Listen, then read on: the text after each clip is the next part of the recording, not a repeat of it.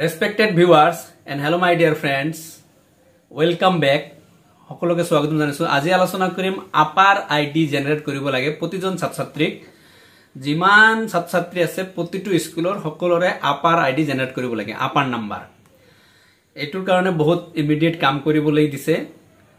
ওপৰৰ সেকশনৰ পৰা কৰিব দিছে, মানে কোনবা হাই স্কুল হলে 10 ৰ পৰা, এমই স্কুল হলে 8 ৰ পৰা, ঠিক তেনেকুৱা ওপৰৰ ক্লাছৰ পৰা কৰিব দিছে।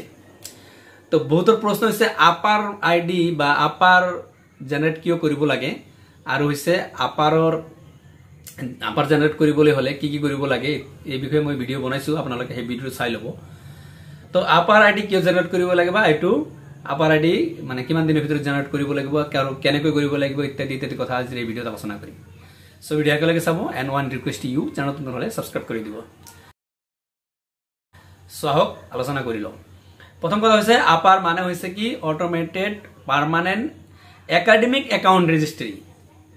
তার মানে যিমান ছাত্রছাত্রী আছে প্রত্যেকজন ছাত্রছাত্রী একটা পার্মানেন্ট একাউন্ট রেজিস্টার মানে রেজিস্টার হয়ে যাব অনলাইন পোর্টেলত। এতিয়া সেই আপার আইডি বা আপার নাম্বার যেটো আছে, মই ডিজিটটো করা নাই, কিন্তু সেই পেন নাম্বারের নিচিনা একটা ডিজিট দিব, 11 or 12 ডিজিটর হয়তো কিবা একটা ডিজিট থাকিব। সেই ডিজিট নাম্বারটো সেই নাম্বারটো যতে আপনি ক্লিক কৰিব তার একাউন্ট ডিটেইলসটো আহি যাব। এটো এক নাম্বার কথা, এটো কারণে করা হয়েছে। আর এটা হয়েছে কি যে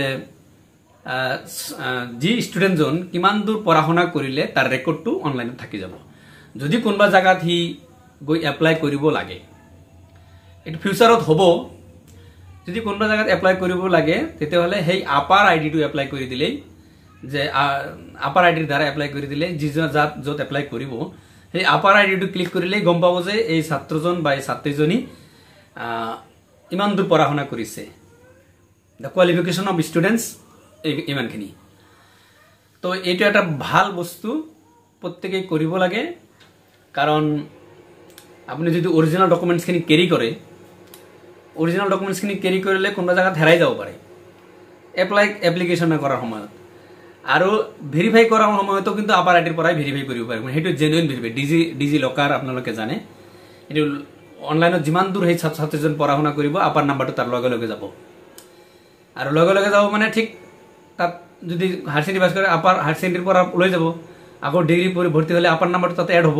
তাতে মানে আপাৰ ডিগ্ৰী পাছ কৰিলে তাৰ নামৰ লগত ডিগ্ৰী ইনক্লুড হৈ গ'ল। তাৰো ডকুমেন্টসখিনিও পাৰ্চেন্টেজখিনিও হাইট ওয়েট ইত্যাদি জেনাৰেট কৰিবলৈ যিমানখিনি লাগে সব কিন্তু তাৰ লগতে যাব। আৰু এইটো সেইকাৰণে ডাইশত দিছে। বহুতে প্ৰশ্ন কৰিছিল যে ডাইশত কিয় দিছে। ডাইশত সেইকাৰণে দিছে, ডাইশত অলৰেডি সেভ আছে। ডাইশত সেই ষ্টুডেণ্টজনৰ সকলো ডাটাখিনি সেভ আছে, তাৰ father name, mother name, address, PAN number, student ID, Aadhaar number etcetera etcetera যতে যিমানখিনি আছে, মোবাইল নাম্বাৰ এড আছে। তাতে অলৰেডি খালি আপাৰ আইডি জেনাৰেট হয়ে যায়। আপাৰ আইডি জেনাৰেট কৰিবলৈ হলে অনলি সেই স্টুডেন্টজনৰ গাৰ্ডিয়ানৰ যিকোনো এটা ডকুমেন্টস লাগে, আধাৰ, ভোটাৰ, পেন যিকোনো এটা হল আৰু সেই সন্মতি লাগে যে মই আপাৰ আইডি জেনাৰেট কৰিবলৈ অনুমতি দিছো। এটা সন্মতি লাগে, সন্মতি আপলোড কৰিব নালাগে, জাস্ট সন্মতি লেটাৰটো লিখি পেলাই তাৰ সেই আধাৰ নাম্বাৰ বা পেন নাম্বাৰটো তাতে ইনক্লুড কৰি দিলে আপাৰ আইডি জেনারেট হৈ আছে।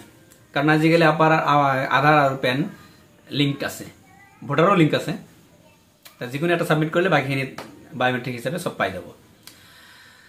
তো এইটো কারণে মেইন কারণ হয়েছে এই মুদ্দাটুই যে যাতে ডকুমেন্টেশন ক্যারি কৰিব নালাগে আৰ অৰিজিনাল কোয়ালিফিকেশনখিনি যাতে প্ৰুভ কৰিব পাৰে, ইয়াৰ ফলতেই আপাৰ আইডি সৃষ্টি কৰি আছে। আৰ এইটোৰ ফৰ অসমৰ কাৰণে নহয়, আপাৰ আইডিটো সৃষ্টি হৈছে ভাৰতব্যাপী। ভাৰতৰ সকলো ষ্টুডেন্টসে আপাৰ আইডি বা আপাৰ নাম্বাৰ পাব। আপাৰ আইডি সৃষ্টি কৰিবলৈ হলে ডাইশত কেনেকৈ কৰিব লাগে, আপাৰ মডুলত ক্লিক কৰি আপাৰ মডুলটো ফিল আপ কৰোতে কি কি কৰিব লাগে ইত্যাদি ইত্যাদি বিষয়ে এই ভিডিওত আপোনালোকে পাই যাব। তো এই ভিডিওটো আপোনালোকে ক্লিক কৰি বা ডেসক্ৰিপশন বক্সতো দি দিম, ডেসক্ৰিপশন বক্সৰ পৰা ক্লিক কৰি আপোনালোকে তাতে চাব পাৰিব। তাতে মই গোটেইখিনি দিছো। এটা কথা মনত ৰাখিব, ডাইশত জিপি মানে জেনাৰেল প্ৰোফাইলটো কমপ্লিট কৰিব লাগিব। After complete of general profile then you will do upper ID generate, and upper ID generate কৰিব পাৰিব। তো এটো upper ID generate কৰা একেবাৰে ইজি প্ৰসেস। তো জিপি প্ৰফাইলটো আপোনালোকে ক্লিয়াৰ কৰি ইপি এইবিলাক পিছত কৰিলেও হ'ব। ইপি মানে এনৰোলমেণ্ট প্ৰফাইল। ইপি কৰাৰ পিছত এফপি মানে হৈছে ফেকাল্টি প্ৰফাইল। ইপিত আপোনালোকৰ এনৰোলমেণ্ট ডিটেইলছখিনি দিব লাগিব, ষ্টুডেণ্টজন কোন ক্লাছত পঢ়ি আছে, ৰোল নাম্বাৰ কিমান, এডমিশ্যন নাম্বাৰ কিমান, কিমান পাৰ্চেণ্টেজ পাইছে, এইখিনি দিব লাগিব। আৰু ফেকাল্টি মানে ষ্টুডেণ্টজনে ইউনিফৰ্ম কিমানটা পাইছে, বুকছ কিমান পাইছে, ইত্যাদি ইত্যাদি ডিটেইলছ দিব লাগিব। তো আপোনালোকে অনলি জিপি কৰি আপাৰ আইডি জেনেৰেট কৰি দিব পাৰিব। আৰু আপাৰ আইডি জেনেৰেট কৰোঁতে উইদিন 2 মিনিটছৰ ভিতৰতে আপোনালোকে কৰিব পাৰিব।